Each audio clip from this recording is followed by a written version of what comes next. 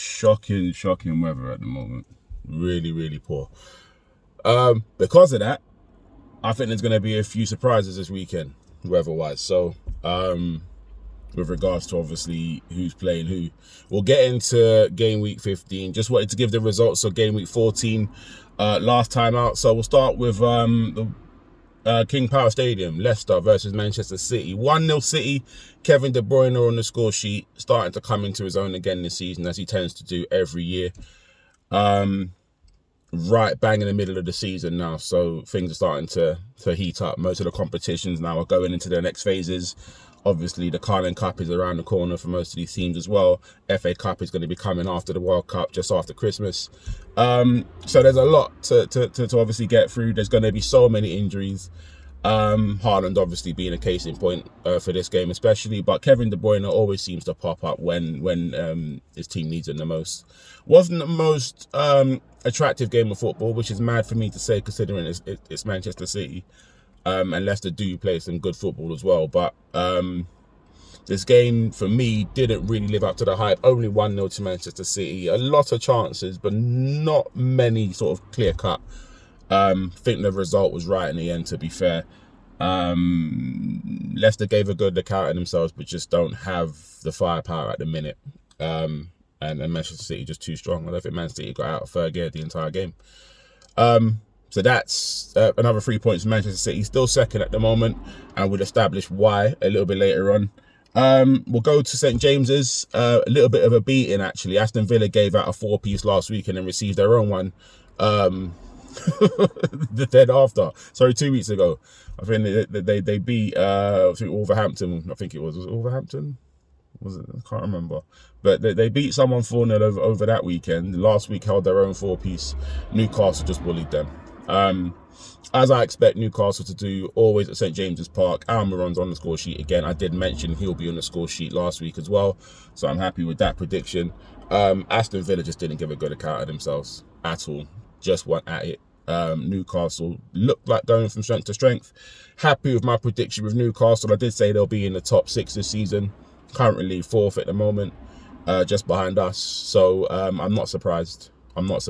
They have injuries as well, but they're still coping without sort of, influential players, you could say. St Maximan being the obvious one here as well. But Newcastle will continue to pick up results, home and away. They're just a good unit now. So credit to Eddie Howe for that. Bournemouth v Tottenham at the Vitality Stadium. I don't want to get onto Conte too much because obviously we're getting results at the minute, but we can't keep on starting this way. I don't understand our style. I don't get the facets of play we've got. I don't get the transitions. We sit in a deep block, it seems, for the first half to kind of make out the opponent. And then when we've made them out, we go into the second half with a different mentality and just attack them. Which it has been working because I think we're one of the best teams at it, picking up points when we've gone behind. But I don't like the football. I don't like it at all. And Conte needs to be held accountable for this. We cannot keep on going into games like this. It happened midweek as well in the Champions League. We almost got knocked out completely. It's embarrassing. Mate, needs to do better. We need to start like that on the front for every game, because if we do that, we will literally wash teams away. 3 points though. 3-2 in the end. Kiefer Moore, I did mention he'd score against us last weekend, and he did. So happy with that. Not happy with the defending, obviously. Happy we got the 3 points, but I wasn't happy with the performance. I think the results currently paper over a lot of cracks at the minute. We need a January transfer window. I do understand that we've been talking to Ruslan Milanovsky from Atalanta, kind of like a number 8, number 10 / right winger. Dead ball specialist. I've seen a lot of him. Ukrainian midfielder. Really, really decent. And I'm hearing that we've actually got something agreed in place. Whether that be a verbal agreement, I'm not entirely sure. But a couple of outlets had that published only a couple of days ago. So I'll keep an eye out for that. As for Bournemouth, I still think they're going down. They're showing a lot of fighting character, though. They're showing a lot of fighting character in a minute. I just don't think they've got enough to stay up. I think after the World Cup, that's when it's going to start to tell. A lot of the players are getting tired. And I just don't think they're good enough to stay in the division. Home form maybe would be their saving grace, but I just feel like everybody else in the division is better than them. That's just how I feel, and I feel that this will run out pretty soon. Another four-piece, this time held by Chelsea. Graham Potter going back to his former club, Brighton. That was Brighton's first win under their new manager as well. So not a bad place to start. 4-1 at the Amex. Chelsea had no answer for Brighton. Brighton, that's how you press. That is how you press. And Brighton did it at a canter. Every time Brighton pressed on the front foot, attacked at every single angle. They chopped Chelsea up differently. Chelsea got folded. Oh my goodness. Brighton, like I said, are one of those teams. They're still very enjoyable to watch. I don't think much has changed from the Graham Potter regime because they still play the same football. I still think they need a striker in January. I think Brighton will be just fine. They're in no danger of being relegated. I don't think they're going to be endangering anybody coming into Europe. I don't think they're at that level yet, but still a very watchable team. Very, very good football they play, and I think they'll be fine this season. As for Chelsea, I usually define Chelsea by the way they defend. Defense was all over the place this weekend. Maybe it might be a thing that they're too old at the minute. As Piliqueta is still playing, Koulibaly's come to a new league. Thiago Silva's knocking 38, 39 now. And Ben Chilwell's picked up another injury as well. He picked that up in midweek, so he might be missing for the World Cup also. So Chelsea have got problems.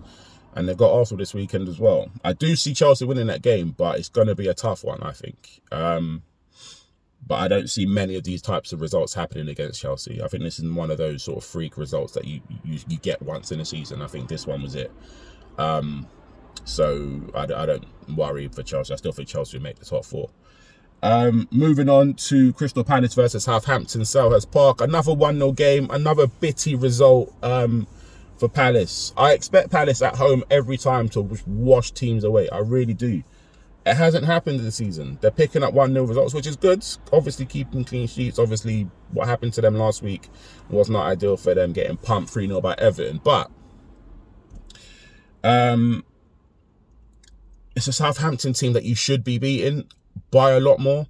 Southampton are a okay outfit, but they're one of those teams that are very wishy-washy. You never know what you're going to get with them. So with teams like that, because they don't really have anything going forward, so you have to, really, really put it to them. Because they're one of those that was like, they'll grab onto something and not let it go. And they're one of those teams. So unless you absolutely kill them, it's going to be a tight game for you against Southampton. So got the win in the end. Obviously, that's the most important thing. I think Palace are now up in the top 10. Southampton are in a little bit of trouble. They're in a little bit of trouble. James Ward-Prowse has not been doing the bits he was doing last season. I don't think he's even scored a set-piece goal yet this season, actually. He scored against us, obviously, opening day of the season, but I don't think I've seen his name on a score sheet or an assist, actually, for that matter, for the season yet, which is mad to me, considering all the attributes he holds. But who knows? Second part of the season could be very, very telling. I don't see Ward-Prowse getting on the plane either for England, so that won't be happening. But Crystal Palace win at Selhurst Park 1-0. Brentford versus Wolverhampton Wanderers, live from the G-Tech. Again, Diego Costa. Like, where do you start with that guy? Like, he's always in the press for the wrong reasons. Even when he's scoring goals and doing well, he's always got to do something stupid to overshadow it. And he's done the exact same thing. For what reason are you headbutting? Mate, I don't know. He has this temperament about him, which is it's not very likable. Fantastic player in his pulp. I don't think, obviously, he's not the same player now. Granted, I get that, but you're here to score goals, bro. A man's out here headbutting people for no reason, just being a thug on the pitch for no reason. I don't get it. It didn't cost Wolves in the end because it was only 1-1, but still, it was again another game that wasn't that enjoyable. Wolverhampton had a couple of decent chances, but Brentford should have absolutely pummeled them, and they just didn't do it. Even Tony, I was expecting a little bit more from him in the game as well. I don't think Brian Mbeumo is it. I think he's a decent foil, But if you want to progress, you need to step up a level. And I don't think Mbeumo's that guy. He's a very decent striker, if I can even call him. Doesn't get enough goals for me. So I don't even know. I just know that he's rapid. That's it. Yeah, that's it for me. I think Brentford, as good as they are, could be a lot better. But they do need to obviously shelve the Mbeumo's, the Pinnocks. I know these guys got them there, obviously, but there's a level up now. And I think we're finding out a bit about Brentford that they're not going to be sustainable in this league if they continue to make costly errors. It's a big January for them as well. I do think they need to get a couple in. Again, one of those teams I don't think will be pushing top 10. I don't think they'll get relegated either. They'll be in that sort of 5 or 6 teams, sort of 11th down to like 16th. You know, they'll be one of those. Same thing with Wolverhampton. I don't worry about them either. They'll pick it up. Jimenez will be back soon. Podence will come into form. And obviously, I know they're missing Pedro Neto. I think he's out. They're missing the World Cup as well. But he'll be back soon as well. So, yeah, I don't worry for Wolves. Still got enough about them to move forward.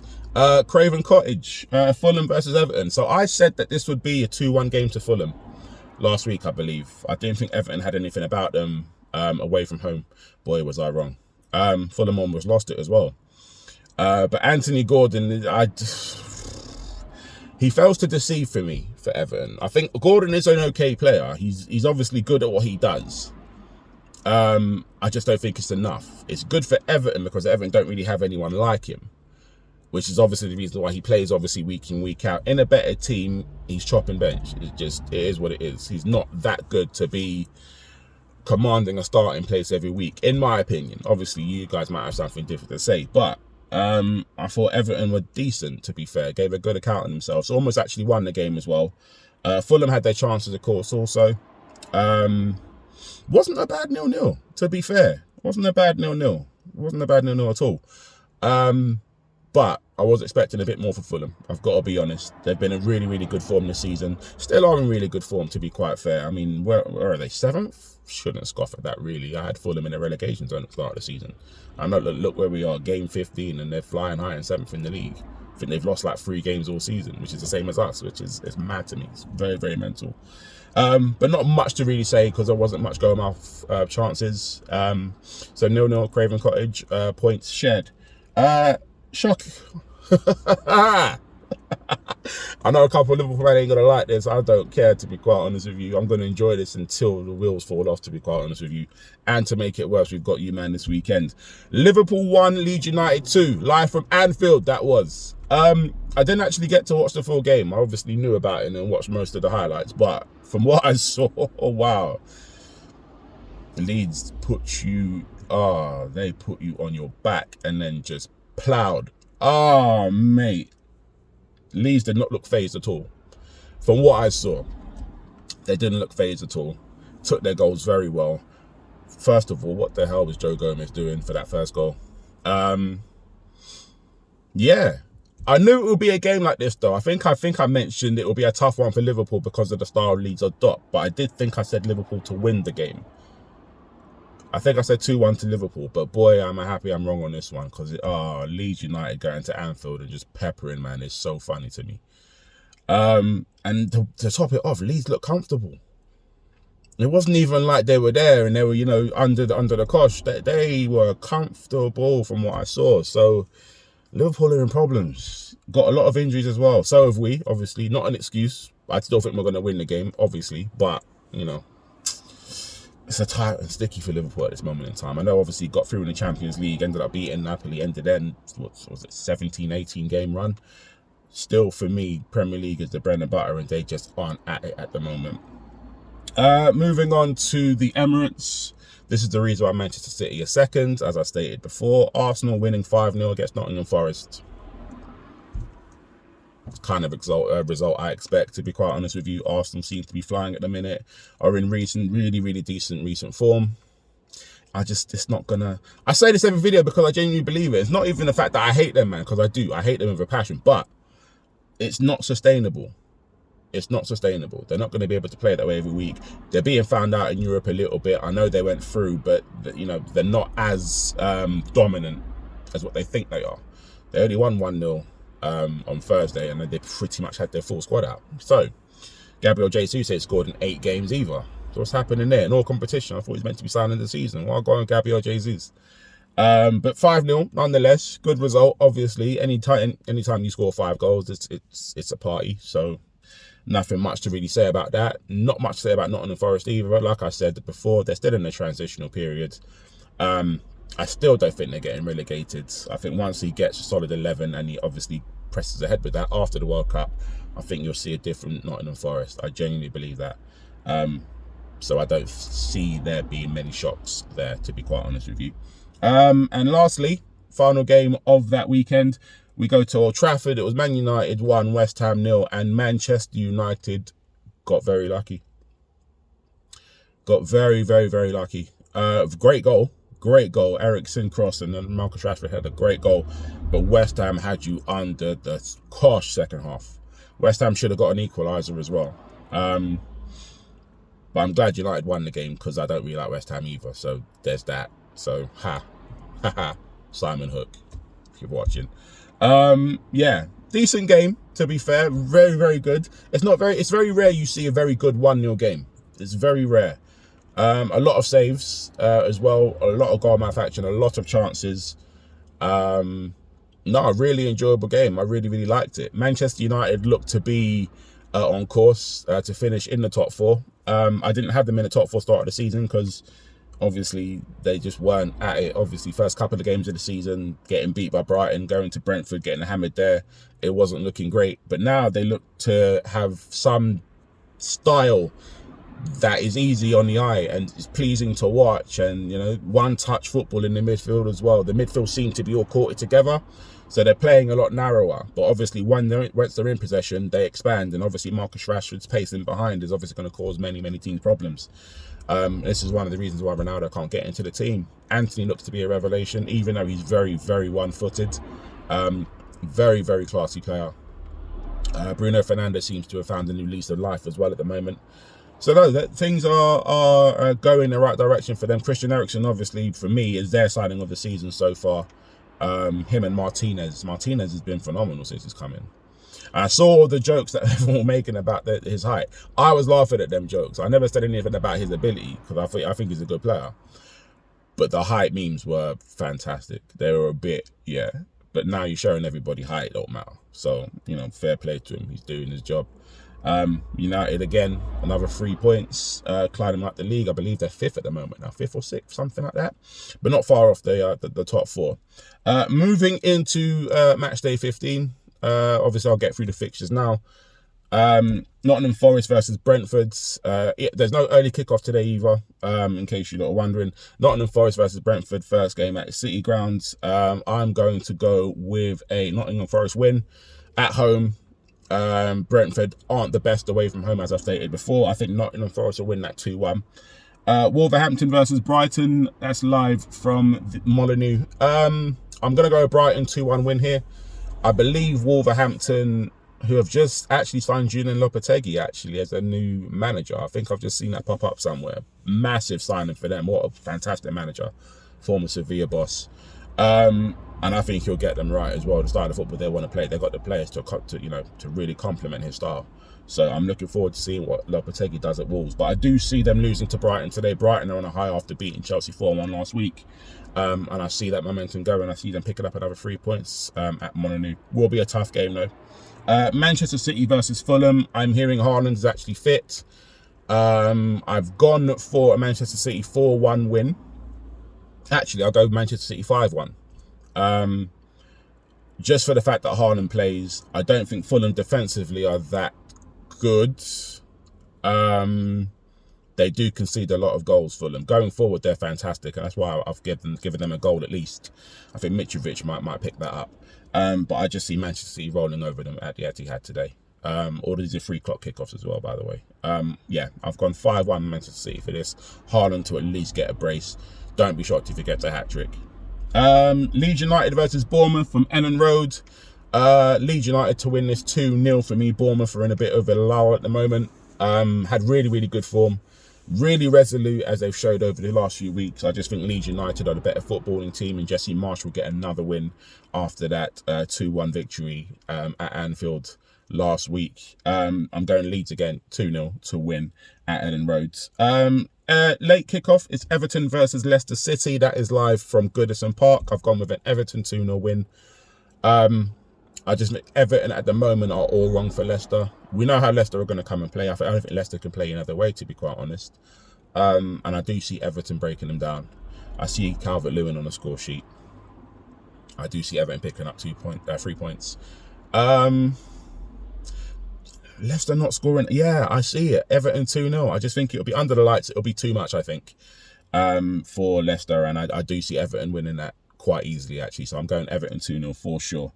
We'll go into tomorrow's games. Chelsea versus Arsenal is at 12 o'clock. I did say Chelsea to beat Arsenal because I just genuinely think Arsenal's luck has to run out at some point. I mean, yeah, they're playing okay, but these youths are not it, innit? So I think Chelsea at Stamford Bridge. And Arsenal do have a good record there, to be fair. I just think Chelsea under Potter, early kickoff. I'll go 3-1 Chelsea. Or Aubameyang being the factor here. Probably get them a goal or two. Arsenal probably will score because Chelsea aren't the greatest defensively as they showed last week. There's something about the game that tells me Chelsea are going to beat Arsenal, and I really hope it happens because I need these men to shut up quickly because they're doing my nutting, mate. They're literally just chatting for the sake of chatting, knowing full well they ain't going to win nothing. Full well they ain't going to win nothing. But I'll digress and we'll wait until tomorrow. But I'm going for a Chelsea win there. Aston Villa versus Man United, blood from Villa Park. I'll go with Manchester United win, a gritty 1-0. Unai Emery is in charge of Aston Villa now. Oh, actually, now that that could be a draw. That could be a draw. I'm going for a Man United 1-0 win / Aston Villa nick a point, 1-1 type game. New manager bounce. That's the only reason. And we saw what happened the last time Aston Villa were at home. So they are capable of scoring goals. But by that same token, Manchester United are very good away from home at the moment and don't concede many there either. In the last couple of away games they've had, they've conceded just the one goal. That was at Chelsea. I seem to recall them getting a very, very good win at Southampton. There have been others, and I literally can't remember them right now. But they seem to get results away from pick up points, which is obviously very important. So that one could go either way for me. Man United a win or an Aston Villa draw. I don't see Villa winning the game. Southampton versus Newcastle. I don't see Newcastle coming unstuck. Last time Newcastle were away from home was against us, and they beat us 2-1, and they look comfortable. Southampton, I don't think will be as defensive. They will like to come out of Newcastle, and that might suit Newcastle to a T because Newcastle are one of the best counter-attacking teams in the league. So I will go Newcastle 2-0 here. Southampton, I don't think will score. I just don't know where goals are coming from at Southampton. It's a little bit of a worry for me. Che Adams is not it. Adam Armstrong is not it. Very, very championship level strikers at the minute. So it's difficult to know where the goals come from. If there's not a free kick or a penalty, James Ward-Prowse ain't really in the game. Yeah, Newcastle have enough about himself to beat him, and I do see Callum Wilson on the score sheet again. And could it be another goal for Almiron? I think that'll be 8-8 for him if he does it this weekend. So yeah, Newcastle to win that 2-0 for me. Crystal Palace are at West Ham, London Stadium. I see that being a draw. West Ham rested a few heads in midweek. They were already through and still won the game anyway. But I do see this one being a draw. We'll go 1-1, 2-2 type game. London derby.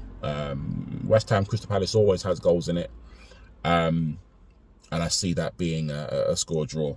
And finally, last game of the weekend, we will go to the Tottenham Hotspur Stadium. We play Liverpool. So I'm hearing that Kulusevski is back in training and fit. I know Romero's out. Obviously, Son's gone to go and get his surgery for his face. Obviously, fractured it in midweek. So he's out. Romero's out, I understand, up until the World Cup.